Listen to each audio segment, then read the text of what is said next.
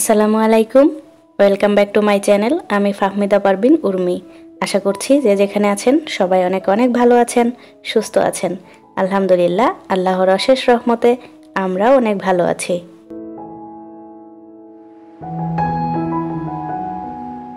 বরাবরের মতো নতুন আরও একটি ব্লগ নিয়ে হাজির হয়ে গেলাম। আশা রাখছি আমার আজকের এই ব্লগটিও আপনাদের কাছে খুব ভালো লাগবে। সবাইকে শুভ সকাল জানিয়ে আমার আজকের এই ব্লগটি শুরু করছি। অনেক সকালে ঘুম থেকে উঠেছি, এখন সকাল 6টা বা 6:30টার মতো বাজে। তো সকালে ঘুম থেকে উঠেই বেলকনিতে চলে এসেছি, আর বাহিরের ভিউটা দেখতে এত সুন্দর লাগছিল যে আপনাদের সাথেও কিছুটা অংশ শেয়ার করলাম। আমাদের বাসার এই বেলকনিটাতে দাঁড়িয়ে দূরে ওই পাহাড় দেখা যায়। পাহাড়টা খুব একটা স্পষ্ট না, কিন্তু আকাশটা যখন মেঘলা থাকে তখন পাহাড়টা একদম স্পষ্ট বোঝা যায়, তো দেখতে ভালোই লাগে। ধানগুলো পেকে গিয়েছে আর এখন পাকা ধান কেটে বাড়িতে নিয়ে যাচ্ছে। এই দৃশ্যটা দেখতেও কিন্তু ভালো লাগে। দেখতে যতটা ভালো লাগে, কাজটা কিন্তু তার থেকে অনেক বেশি কঠিন। ওনারা এই কাজগুলো করছেন বলেই আজকের এই সমাজে আমরা খুব সুখীভাবে বসবাস করতে পারছি, আলহামদুলিল্লাহ। বেলকনিতে দাঁড়িয়ে কিছুক্ষণ প্রকৃতির সৌন্দর্য উপভোগ করে এখন আবার রুমে চলে আসলাম। রুমে এসে প্রথমে রিয়েল প্ল্যান্টটাতে পানি দিয়ে দিচ্ছি। প্রতিদিন সকালে অথবা সন্ধ্যায় বা রাতে যখনই ফ্রি থাকি তখনই গাছটার পানিটা একটু চেঞ্জ করে দেই। গাছটা কিন্তু আমি অনেক দিন আগে কিনেছিলাম, তো একটু যত্ন করার কারণে গাছটা কিন্তু অনেক দিন পর্যন্ত টিকে আছে। আর পাথরগুলো একটু ধুয়ে নিচ্ছি। একজন আপু জিজ্ঞেস করেছিলেন এই পাথরগুলো আমি কোথা থেকে পেয়েছি। তো এগুলো কিন্তু আমি নিজেই কালার করে নিয়েছি, একটা ভিডিওতে আমি শেয়ার করেছিলাম। কিছু রং বাসায় কিনে নিয়ে এসেছিলাম, আর সেগুলো দিয়েই পাথরগুলো আমি কালার করেছি। আর পাথরগুলো কিন্তু আমি কিনিনি, রাস্তা থেকে কুড়িয়ে নিয়ে এসেছিলাম আর সেগুলোই কালার করে নিয়েছি। তো যাই হোক, দেখতেও কিন্তু খুব সুন্দর লাগে গাছের মধ্যে এভাবে দিয়ে রাখলে। আর আমার বাগানেও পাথরগুলো দিয়ে রেখেছি গাছে, দেখতে খুব ভালোই লাগে। আর এটা আমি ডাইনিং টেবিলে রেখে দেই সব সময়, তো দেখতে ভালো লাগে, সেজন্যই চোখের সামনেই রেখে দেই। একজন আপু কমেন্ট করেছিলেন আমি কি ভিডিওগুলো ট্রাইপডে রেখেই করি নাকি মোবাইল হাতে নিয়েও ভিডিও করি। তো এই যে এখন যে ভিডিওটা করছি এটা কিন্তু আমি হাতে মোবাইল নিয়ে করছি, আবার এখন যে ভিডিওটা করছি এটা ট্রাইপডে রেখে করছি। বেশিরভাগ ভিডিও আমি ট্রাইপডে মোবাইলটা রেখেই করি, আর মাঝে মাঝে কয়েকটা অংশ আমি হাতে নিয়ে করি, যেটা খুব কাছ থেকে দেখায় বা খুব কাছ থেকে অল্প একটু শ্যুট নেই, তখন হাতে মোবাইল নিয়ে ভিডিওটা করি। তাছাড়া ট্রাইপডে রেখেই করি। ছোট এই ওয়ার্ড্রোবটার উপর আমি আনহার বাবার অফিসে সব কিছু রেখে দিই, যাতে করে অফিসে যাওয়ার সময় সব কিছু একটা জায়গাতেই থাকে, কোনো কিছু নিয়ে যেন দৌড়াদৌড়ি না করতে হয়, তো হাতের কাছেই পেয়ে যায়। ফ্রিজের এই ম্যাগনেটগুলো ঢাকা থেকে কিনে নিয়ে এসেছিলাম, সেগুলো আর সাজানো হয়নি, তো আজকে আপনাদেরকে সঙ্গে নিয়ে সাজিয়ে নিচ্ছি। এখানে নিয়েছিলাম কলা, মরিচ, তারপরে এটা মনে হয় পেঁপে, আর একটা হচ্ছে কলার মোচা। তো এগুলো দিয়ে আমি ফ্রিজের উপরে সুন্দর করে সাজিয়ে নিলাম। এখন কিন্তু দেখতেও ভালো লাগছিল। মাঝে মাঝে কিন্তু এইগুলো জিনিস দিয়ে ঘর সাজাতে ভালোই লাগে, দেখতেও সুন্দর লাগে। আর এগুলোর প্রাইস কিন্তু খুবই কম। আমার আরও অনেকগুলো নেওয়ার ইচ্ছা ছিল, তো আর পেলাম না, এই কয়টাই পেয়েছিলাম, এই কয়টাই নিয়ে আসলাম। আর আজকে সকাল থেকে শখের কিছু কাজকর্মই করে নিচ্ছিলাম, এগুলো অনেক দিন ধরে পেন্ডিং ছিল, করা হচ্ছিল না, তো ফাইনালি আজকে করে নিচ্ছি। এখন কোরআন শরীফের যে স্ট্যান্ডটা আছে আমার, এটা থেকে জায়নামাজগুলো তসবিহগুলো নামিয়ে এনেছি। এটাকে একটু ক্লিন করব, আর একটা সুন্দর জিনিস অনলাইন থেকে কিনেছি, সেটাও আপনাদের সাথে শেয়ার করব।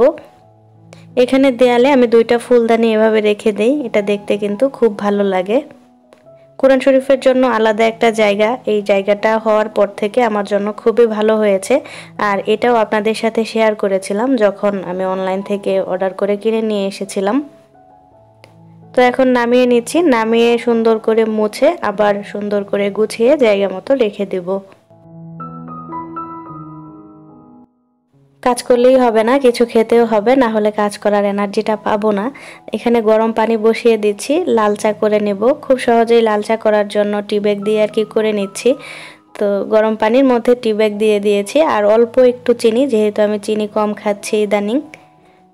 আর নিয়ে নিচ্ছি এখানে সুগার ফ্রি বিস্কিট। এটা দিয়েই আমরা দুজনে নাস্তাটা করে নেব। আর আনহাকে অন্য কিছু নাস্তা দেওয়া হয়েছে, আনহাও যেহেতু উঠে পড়েছে, তো দুজনের চাটাও বানিয়ে নিলাম। এখন নাস্তাটা করে নিচ্ছি।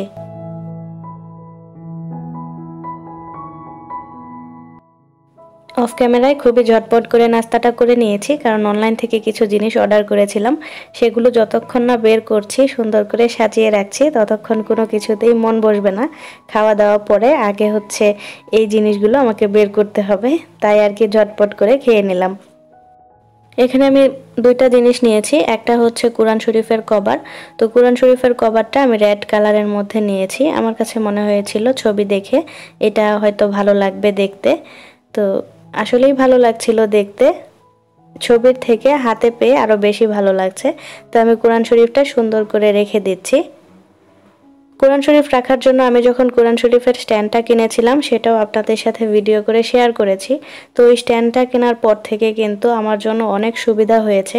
রুমে দেখা যায় টিভি রাখা আছে বা বাচ্চার পুতুল এরকম কিছু থাকে বেডরুমে সব সময়, তো ডাইনিংয়ের এই জায়গাটাতে আমি স্ট্যান্ডটা রেখেছি কোরআন শরীফটা রাখার জন্য। আর এখন একটা কাবারও নিয়ে আসলাম সুন্দর, তো এখানে কোরআন শরীফটা খুব সেফ করেই রাখা যাবে। দেখতেও কিন্তু খুব ভালো লাগছিল। আর একটা নিয়ে এসেছি হচ্ছে ডিপ ফ্রিজের কভার।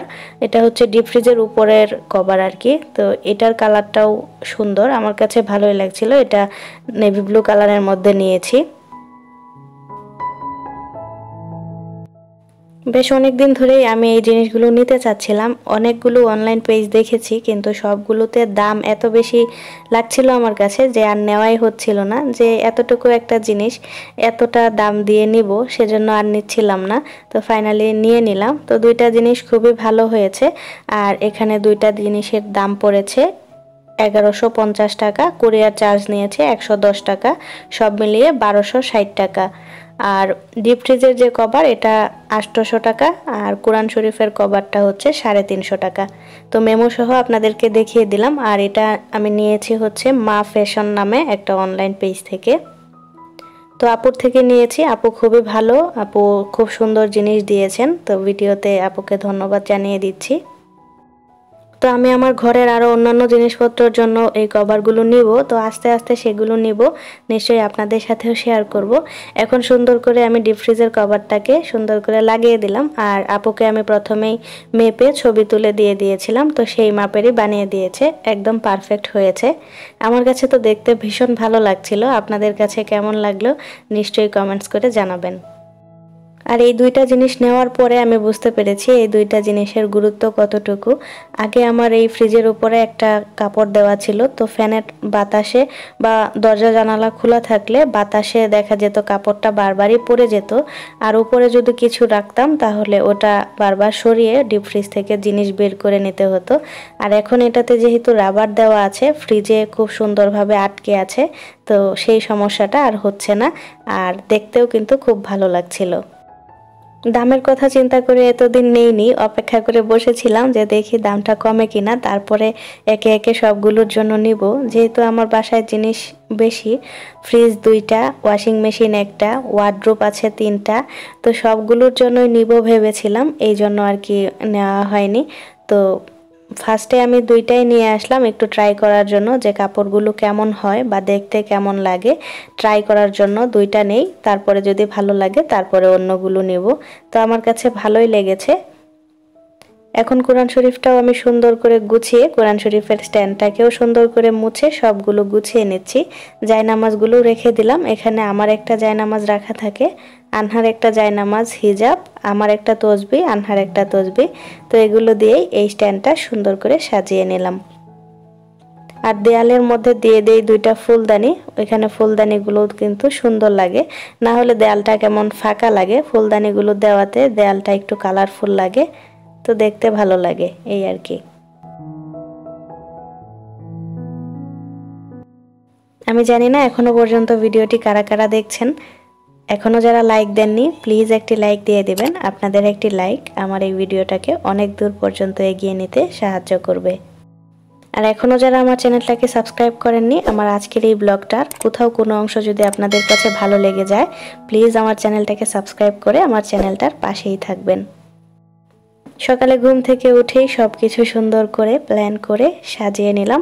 তো সুন্দর কিছু জিনিস কেনাকাটা করেছিলাম, সেই জন্য সকাল সকালই সুন্দর জিনিস দিয়ে ঘরটাকেও সাজিয়ে নিলাম। আর এটা হচ্ছে আমার একটা ভাঙা তেলের জার। তো গতকাল রাতে ব্রাজিলের খেলা ছিল, তো আমরা খেতে বসে খেলা দেখছিলাম, ভর্তা বানিয়েছিলাম 3 রকমের ভর্তা। তো ভর্তা দিয়ে ভাত খাচ্ছিলাম আর খেলা দেখছিলাম। যখনই ব্রাজিল একটা গোল দিল, তো তখনই আমি হাত নেড়ে জুড়ে আনহার বাবার কাছে গিয়ে বলতেছিলাম গোল। তো এটা বলার সময় আমার হাতের কনুই দিয়ে পেছনে এটা লেগে ঠাস করে ভেঙে যায়, আর তাকিয়ে দেখি আমার এই তেলের জারটা ভেঙে গিয়েছে। গতকালকের খেলায় ব্রাজিল যে প্রথম গোলটা দিয়েছিল, তখন আমার চিৎকারে হাতের কনুই দিয়ে এই তেলের জারটা ভেঙে যায়, আর তখনই শুনি যে এটা অফসাইড ছিল, গোল আর হয়নি। তো খুবই আপসেট ছিলাম যে এত চিৎকার করে আমার তেলের জারটাই ভেঙে ফেললাম আর গোলটাই হলো না। যাই হোক, কিছুক্ষণ পরে আরেকটা গোল দেওয়াতে মনটাই শান্ত হলো, যে যাই হোক আমার তেলের জারটা ভাঙলেও গোলটা তো হলো। এখন আনহার বোতলে আমি তেলটাকে ঢেলে নিলাম, আর এটা হচ্ছে আনহার একটা বোতল। এখানে আমি কালো জিরা দিয়ে রাখি, তো আনহার শরীরে মাখাই। কি আর করব, অবশেষে আমার তেলের জারটাকে ফেলে দিতেই হলো।